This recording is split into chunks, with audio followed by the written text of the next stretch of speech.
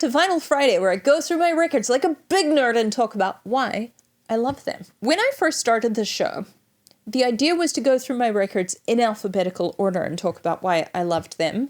That was the general conceit of the thing. But I ran into some teething issues when I got to the Beatles. It was supposed to be one album per week, but by the time I got to Abbey Road, there was just no way I was going to be able to limit the entirety of the album to 1 week. So I decided to do a track-by-track exploration. When I finished, people wanted me to do another one, and I had no other Beatles records. So we put it to a vote, and the good people of the internet chose Rubber Soul.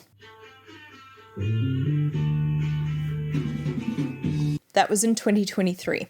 Last year, 2024, for those of you who are watching not in 2025, hopefully the world hasn't completely fallen apart by then, wherever you are. Last year, 2024, we covered Revolver, track by track. 1, 2, 3, 4, 1, 2. And this year, the people have spoken. The album of choice is 1968's The Beatles, known more commonly in the vernacular as the White Album. This week's episode was going to be the first in our track-by-track exploration, but to be honest, it felt uncouth to me to be jumping straight into the track-by-track without the appropriate warming up first, if you catch my drift. So this episode is going to be a prologue of sorts. We're going to go over what was happening in the Beatleverse in the months leading up to the recording of the White Album. We'll do a very quick breakdown of some of my favorite selections from what the White Album sounds like in some parallel universe, that is the delightful and mysterious Esher demos. And then we will dive into our central question: why did the White Album break the Beatles? It's time to start. Now, because we are not yet ripping the plastic off my brand new copy of the White Album, it was steep, but I think it was worth it. It'll just be me and the Storytime correspondent today. Say hi, Storytime correspondent. Hello, Internet. We'll be taking all but one of today's readings from The Good Book. Following Revolver, which was released in 1966, if you'll recall. If you don't recall, you can watch the entire 6 hours of it here. Following Revolver.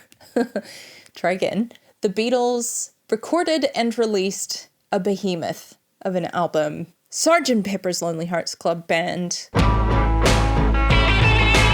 This happened in May 1967, and it was received with uproarious acclaim. It was universally adored. Well done, Beatles. They then wrote a song, which they subsequently performed on the world's first ever live TV link. Global live TV link via satellite. All you need is love, everybody. The future is now. That was in June of 1967. So, pretty solid first half of the year. As the year progressed, the Beatles delved deeper into their personal special interests. And in August, George Harrison was told about a lecture event that was going to be taking place. It was given by Maharishi Mahesh Yogi on transcendental meditation. This is George speaking. I got the tickets. As we always seem to do everything together, John and Paul came with me. And they were so impressed with what they saw that they were moved to go to a broader seminar that was going to be taking place in Wales. George and John in particular were impressed with what Maharishi had to say. I mean, you can tell from this clip that John Lennon is in the process of making this his entire personality. John says that it was incredible. Quote, Maharishi reckons the message will get through if we can put it across. We'll be able to explain it to them and they'll understand, and they know we're not trying to trick them. The thing is, the more people who do it, perhaps one day one of them will be Prime Minister or something. He'd be better than Harold Wilson anyway, wouldn't he? If there's any possibility of getting this across, it's worth it. At the very least, it can't do any harm. Peace and love, peace and love. Unfortunately, their metaphysical explorations in Wales were rudely interrupted by the news of the unexpected, untimely death of their friend and manager Brian Epstein. He was only 32 years old. And as far as we know, he died accidentally. So it goes. George says, there was a phone call. I don't know who took it. I think it might have been John. Blood drained from his face. Brian's dead. Well, I don't know what to say, you know. We've only just heard, and it's hard to think of things to say. But he was just a beautiful fella, you know, and it's terrible. This is Ringo speaking. But I still think that if Brian was around today, he would be managing us. And if we'd been with Brian, we wouldn't have had to go through Alan Klein to be our own men. I knew that we were in trouble then. I didn't really have any misconceptions about our ability to do anything other than play music. I was scared, you know. I thought, we fucking had it now. Ravaged by grief, our four lads find themselves suddenly unmoored, and perhaps out of a desperate need to do something in this moment of uncertainty, they decided to write, sort of, arguably, write, self-direct, and star in their own artsy conceptual film, Magical Mystery Tour. I really like this film. As a younger person, I used to rent it about 3 times a year, and I actually bought the DVD from the rental place when it succumbed to the collapse of the industry. So it goes. The Beatles also liked this film. George says, "It was like a little home movie, an elaborate home movie. We just had fun. We were supposed to. We were on the bus with the crates of beer and the accordionist."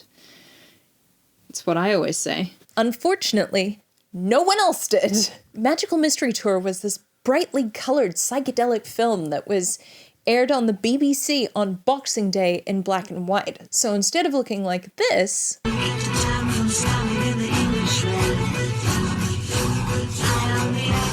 it looked like this.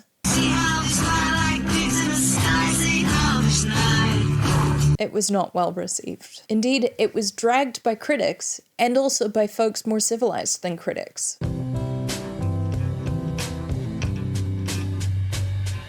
So second half of 1967, not so good. Plus, the band is kind of existentially exhausted. It's been a very big year. A very big year that followed 3 very big years. Paul says, "I think by 1968 we were all a bit exhausted spiritually. We'd been the Beatles, which was marvellous. We'd tried for it to not go to our heads, and we were doing quite well. We weren't getting too spaced out or big-headed. But I think generally there was a feeling of, yeah, well, it's great to be famous, it's great to be rich, but what's it all for?" They decide the best thing for it is a spiritual getaway. This brings us to one of my favourite moments in this story. After firing off a quick single in the studio in early 1968...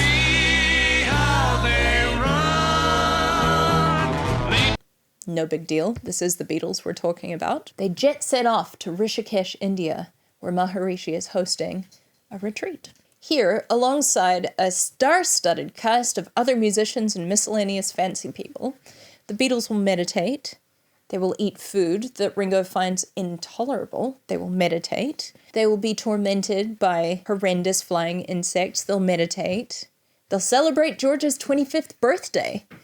Because at this stage in his career, George is still only 25 years old, just. And they'll attend lectures by Maharishi on meditation. But, perhaps most important, they will take out their acoustic guitars and they will write some honest-to-goodness songs. John and Paul used to sneak into each other's rooms to catch each other up on what they'd been working on. John says, "Regardless of what I was supposed to be doing, I did write some of my best songs while I was there.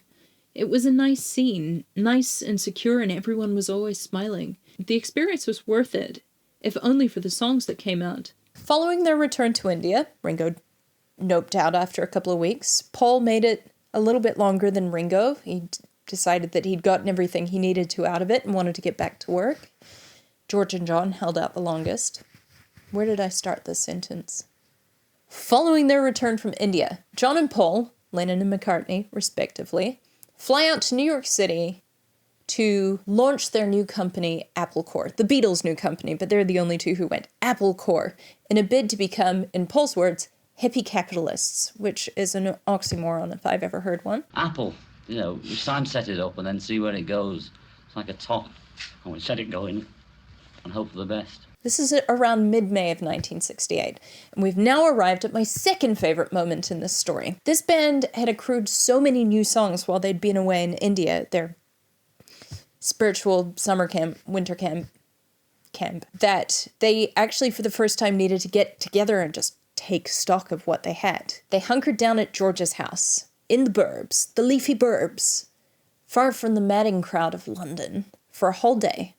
And they just jammed out these new songs. Each member brought the songs that he had written in various stages of completion. George brought 5 songs. Paul brought 7 songs. John brought a whopping 15 songs to this impromptu recording session / convivial jam. And they jammed out these songs together as a unit and laid them to tape. George made copies of the tape for everyone to take home with them, and these are now known as the Esher demos, after the aforementioned leafy suburbs. We're going to interrupt the storytelling portion of this episode to have a listen to some of my favourite Esher demo tracks. First track I'd like to highlight is an offering from John Lennon. The track is Bungalow Bill. What did you kill?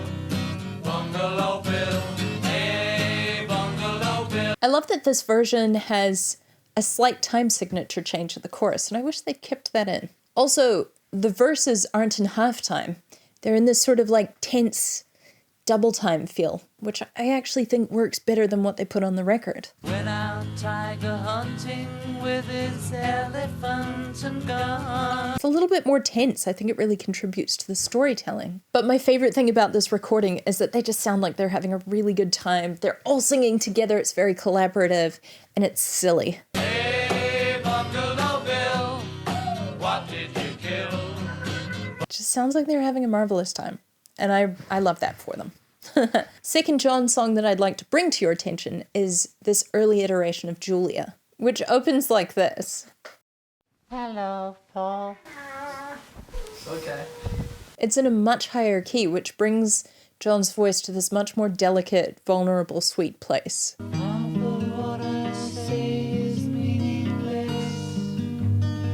Quite frankly, it's a beautiful song. I mean, this is already a gorgeous song, but this version is a little bit more hurt, a little bit more haunted. Let's listen to a tiny bit more before we move on.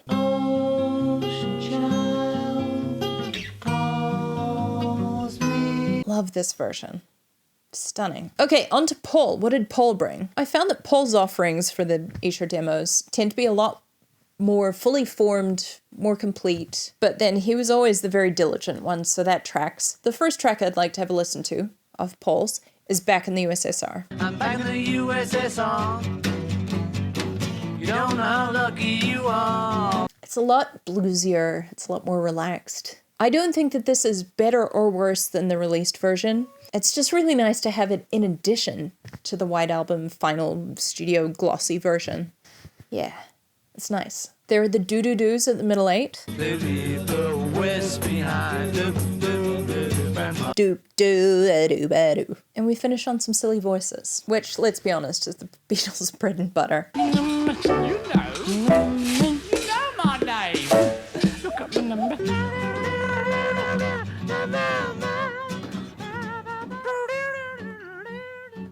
Second Paul song is Obla Di Obla Da, which famously, and we will get into this later, is a track that was recorded over and over and over again in a variety of iterations and pissed off the other band members. However, when I listened to this version, I thought, why didn't they just do it this way? Now let's have a listen to some of George's songs. Neither of these two songs actually made it onto the White Album. The first track is called Sour Milk Sea, and it went to an artist named Jackie Lomax, and George produced that, but he didn't actually record and release a version with the Beatles. It sounds like this.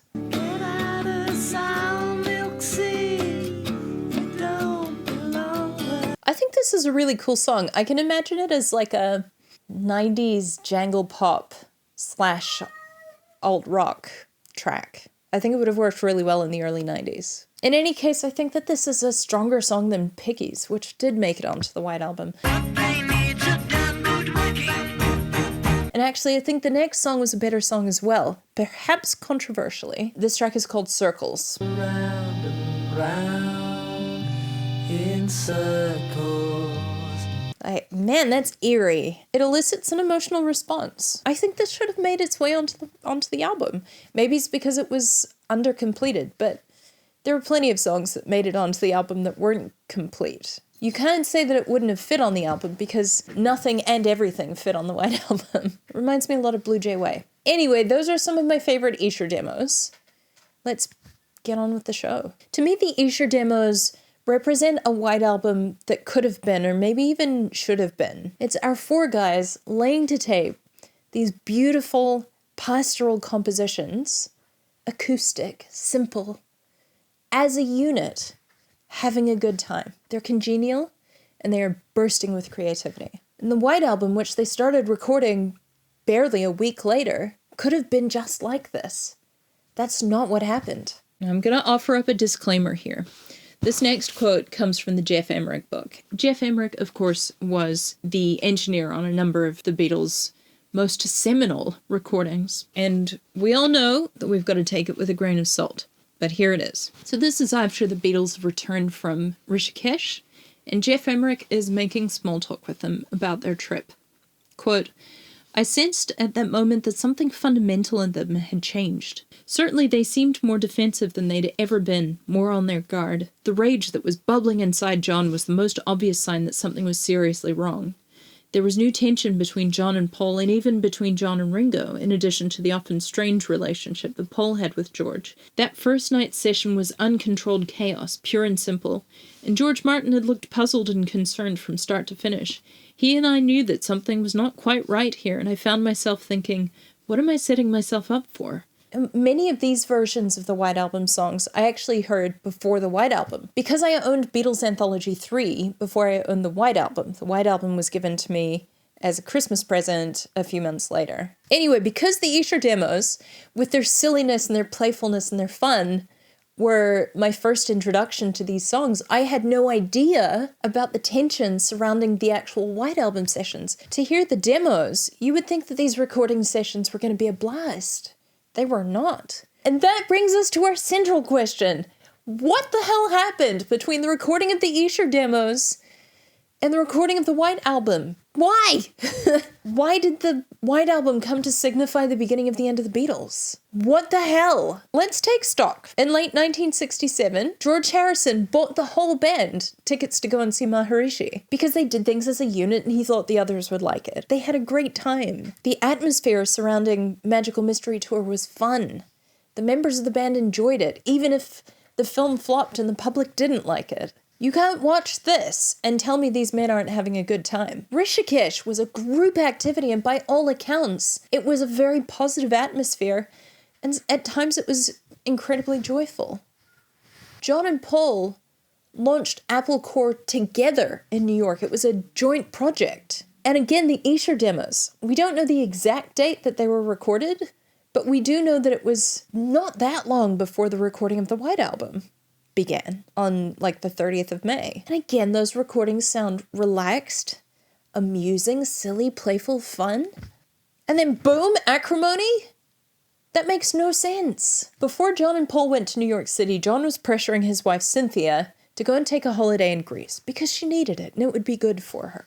Upon his return from New York City, John invited around a prominent, relatively well-regarded performance artist to his house to show her some recordings that he'd been working on. They had known each other, or at least known of each other, for a couple of years, approximately. They had struck up a friendship, and they had an immediate, perhaps codependent affinity for each other. Indeed, John was considering bringing her with him and his wife to Rishikesh, ultimately decided that that was perhaps not the best idea, but still wrote her postcards nearly every day. Anyway, so on this night, he invites her over, and in his own words, my ex-wife was away, and Yoko came to visit me, and we took some acid. I was always shy with her, and she was shy, so instead of making love, I really don't like that phrase, we went upstairs and made tapes. So we made a tape all night. She was doing her funny voices as I was pushing all different buttons on my tape recorder and getting sound effects. And then as the sun rose, we made love. Again with the making love. And that was Two Virgins. That was the first time Two Virgins happened by accident. I realized somebody else was as balmy as me. And John Lennon, being an all-or-nothing kind of guy with attachment issues, fell immediately and furiously in love with this artist, whose name was Yoko Ono. Prior to this point, Beatle wives and girlfriends were not invited into the Beatle workplace in the studio. However, John Lennon, being an all-or-nothing kind of guy with attachment issues, soon began bringing his new artist, love of his life, Yoko Ono, into the studio with him while they were trying to record the album. What I suspect happened in approximately the week between the Esher demos and the first recording session is that, and again, this is unconfirmed, this is just speculation on my part, I suspect that Paul told John, no, you can't bring her into the studio, which would have pissed off John. And then subsequently, John started bringing her into the studio anyway, which would have pissed off Paul. Paul says, now John had to have Yoko there. I can't blame him. They were intensely in love in the first throes of the first passions. But it was fairly off-putting having her sitting on one of the amps. He wanted to say, excuse me, love, can I turn the volume up? And it's at this point that I would like to offer up an incredibly important disclaimer. Here it is. I believe that to attribute the Beatles' dissolution to Yoko Ono entirely is irresponsibly, maybe even embarrassingly hyperbolic. I do not believe that the Beatles broke up because of Yoko Ono. George says, it may be unfair to blame Yoko totally for any breakup, because we'd all had enough by then anyway. However, I do think that it brings two things into sharp relief. The first is the shifting in allegiances in John from Paul to Yoko. John says, when I met Yoko is when you meet your first woman and you leave the guys at the bar. As soon as I met her, that was the end of the boys. But it so happened that the boys were well known and weren't just the local guys at the bar. Yoko really woke me up to myself. She didn't fall in love with the Beatles. She didn't fall in love with my fame. She fell in love with me for myself, and through that, brought out the best in me. She was the ultimate trip. Paul effectively becomes an ex who is forced to watch as his previous partner falls in love with someone new on company time. And the second thing is it's a clarifying of the individuation that is happening in the members of the Beatles. They came of age together as a group, as a unit, but they are now maturing into separate adult men. So that's my best guess. If you came here looking for an answer, then you've perhaps misunderstood what I meant by the title of the episode. I was hoping that you would tell me. And I invite you to do so in the comments if you have any idea. I just have one request. I think it is a reasonable one. I ask that you please keep any misogyny, implicit or otherwise, in check. I would ideally like a very civilized comment section. Please and thank you. I can't believe I'm asking civility of the internet. Thus commences the great 2025 White Album Peregrination. Over the next however long this takes, we will observe the early tears in the fundamental fabric of the Beatles. Jeff Emerick will walk out. George Martin will walk out. Ringo will walk out. We will bear witness to the beginning of the end of my favorite band in all the lands, and we will listen to some of the best damn music ever made. Are you ready, my friends? Let's do this. If you enjoyed this episode, or you would like to support any of the weird things that I do, I will leave a link in the description to my Buy Me a Coffee page where you are most welcome to make a donation, but no pressure, friends. A massive thank you to everybody who has made a donation or signed up as a member. I appreciate you very much, and I consider you to be official sponsors of this week's episode. If you're curious about what any of my original music sounds like, I'll leave a link in the description to that as well. Otherwise, thanks for hanging out with me. We'll see you here next week. Have a great weekend! Hello and welcome back to Vinyl Friday, where I go through my records like... Nope. They then wrote a song which they prefer... I'm so glad there's like a splash guard on this microphone. They will be tormented. Do you mind? Following their return from India, John and Paul, McCartney and Lennon... No, I got that back to front. So many songs while they'd been away in India... Shh. Come sit over on this side. I know there's a microphone in your way. Come sit on this side. Desmond and Marley. Elicits a strong emotional response. Be quiet! I don't know how interesting this is, but the person who gave me the White Album has in recent years gone viral for being kind of kooky and into eugenics. And she was kooky in high school, but she wasn't into eugenics, so Times change, people change, right? Anyway, she was my introduction to the White Album. To Paul's dismay, there's a butthole on the screen. Stop headbutting the microphone, please. There we go. Are we happy? Is that a good spot? In the battle of cat versus microphone, I'd like to declare our winner is cat.